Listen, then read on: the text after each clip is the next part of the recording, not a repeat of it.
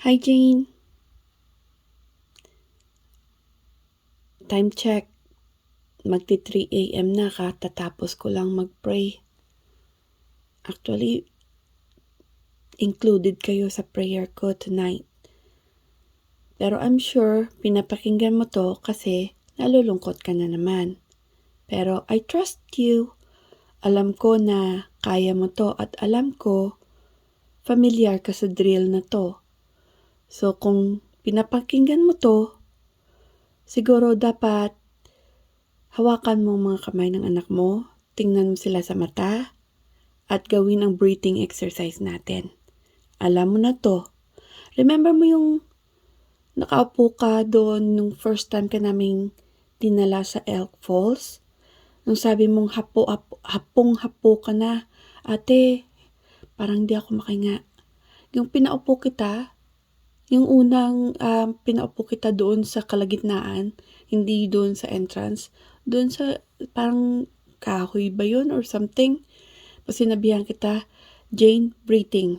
'Di ba? Ito yung drill natin. So, kailangan i-release natin yung tension sa dibdib mo. Nafe-feel mo to kasi may tension sa dibdib mo. Kinakabahan ka? Kung kinakabahan ka, isipin mo, nandyan yung mga anak mo. Kung kailangan mo ng tulong, may mga flight attendant o may mga tao sa paligid mo. So kung ano man yung iniisip mo na kinakabahan ka, i-pause mo muna. Pause lang. Hindi ko na sinasabi na itigil mo. Kasi feelings mo yan. Alam ko na feel mo yan. Kaya natatakot ka. Hindi ko pwede i-disregard yan. Diba? Feelings mo yan. So you are entitled of your feelings. Bina-validate ko yan. Naintindihan ko. May karapatan kang matakot, may karapatan kang umiyak, may karapatan kang malungkot. That's okay. That's totally fine. Pero kailangan mo lang ngayon i-relieve ang tension sa dibdib mo para makahinga ka. And first thing is, magbe-breathing exercise tayo. You know this drill. Deep breath para ma-relieve yung sakit ng dibdib mo. Inhale sa ilong, exhale ng malakas sa bunganga, buong hangin. Okay? Hawakan mo ang mga anak mo, tingnan mo sila sa mata at gawin to. Andyan sila para sa iyo, si Jaren at si Abby.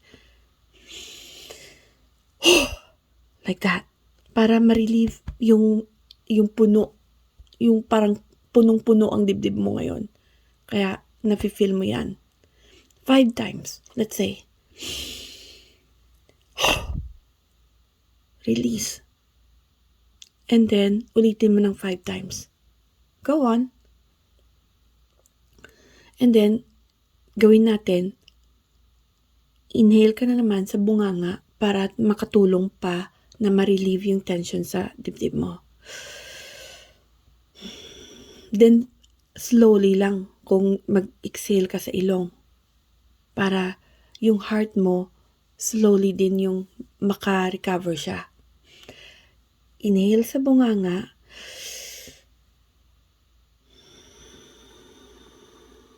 Exhale ng dahan-dahan sa ilong. 5 times. Tingnan mo yung anak mo. Makinig ka sa kanila. Yung sinasabi nilang, mahal ka namin, mami. Nandito lang kami sa iyo, mama. Tutulungan ka namin, mama. Hindi ka namin papabayaan. Isipin mo. Kasi kung saan ka man, kung sa eroplano ka man, for sure may mga staff dyan. Kung kailangan mo ng tulong, kailangan mo ng medication, may staff dyan. You just need to be proactive. Pero as of now, kailangan mo lang talagang kumalma at ma-relieve yung tension sa dibdib mo. So, breathing exercise lang. Inhale, exhale. Okay? You're good. Alam kong kaya mo to at alam ko matapang kang ina. Kung ano man yung kinakaba mo, hindi pa naman yan nangyayari. Kumbaga, You're just very, pareha sa akin. Napaka-futuristic mo, kaya naiisip mo in advance. Pero as the words say, in advance, hindi pa nangyayari. So, yung kinakabahan mo, hindi pa nangyayari. Kung ano man yung iniisip mo, I know, kaya mo to. You just need to be proactive. Kung ano man ang kinatatakot mo, when the time comes, you just need to voice it out. Kung kailangan mo ng tulong, then ask for it. Kung ayaw mong gawin ang kailangan mong gawin, then think of it and voice it out. Ayaw kong gawin to. Mas prefer kong gawin ito. You just need to voice it out. You just need to be proactive for yourself at saka para sa mga anak mo. Kailangan mong ilabas din kasi the more you keep it in your heart, the more it's gonna be heavy. It's not bad to voice it out.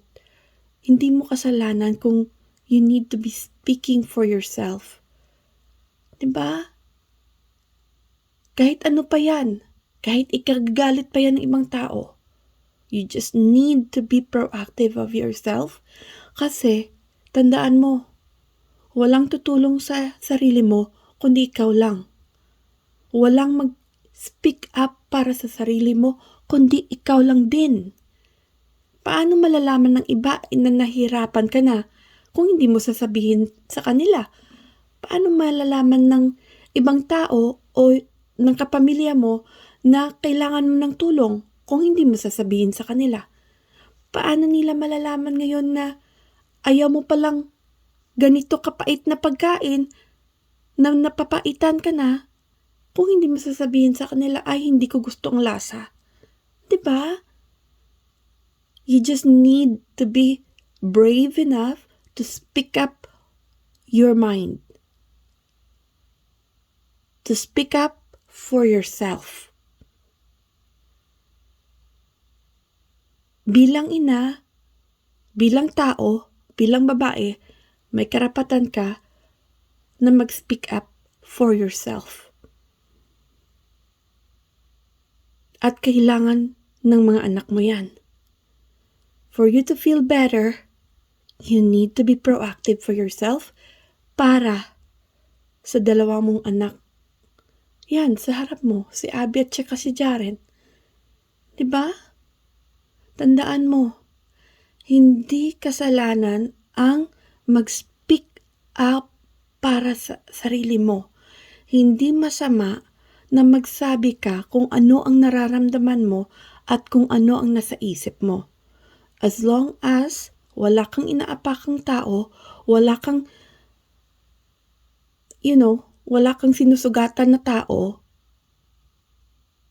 or kahit na sino man, you just being proactive for yourself. Sino ang magte-take care ng sarili mo? Hindi kundi ikaw. Sino ang mag-aalala o magsasabi na, ay, nalalamigan ako kung hindi mo sasabihin? Paano nila malalaman? As the Bible says, sa Biblia ito, knock and it will be open for you. Ask and it will be given to you. Seek and you will find. Nasa Bible yan. Just need to trust God. Yes, kung mag-speak up ka, kung minsan yung iba ma-offend, yung iba magagalit. Pero, you can't help it. Whether or not you'll speak up or not, anong prefer mo? Ikaw ang masasaktan? O mag-speak up ka ng truth regarding to what and how you feel? Kung na-offend sila, it's not your problem. Kung nasaktan sila, it's not your problem. You're just speaking up for yourself. Kung mahal ka nila, then they would understand. Kung kapamilya ka nila, they must understand you. They should have understand you. Diba? So, You being scared right now, it's okay. But you need to gather yourself, compose yourself, do the breathing, release the tension sa dibdib mo, and be back on your feet. Come back on your feet for the two children, for your children, for your family. Maliliit pa yung anak mong yan, si Abby at si Jaren. They need the mother to stand up for them.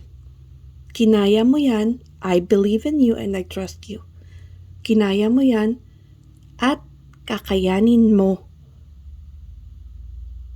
ngayon at sa future. I trust in you. I believe in you. Just like Jesus.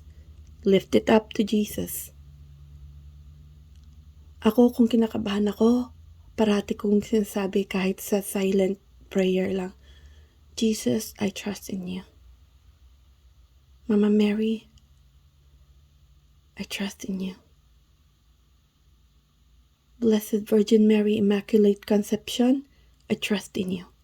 I entrust everything in your hand, Lord Jesus.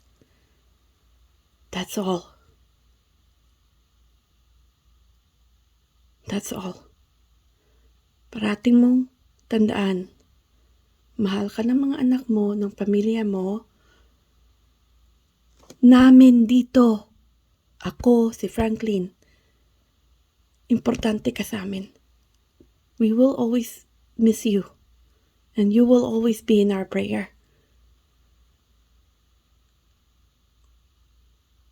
I know you can do this. Just need to remember, no one will protect yourself. And only you can do that. You need to be proactive to protect yourself, to protect your children. You need to be brave. Kung ano man yung nagpapabigat sa dibdib mo ngayon, breathe in, exhale, let it go. Kung kailangan mo magsalita at ilabas yan, then ilabas mo. Kung kailangan umiyak, mailabas yan, gawin mo by any possible way. You know?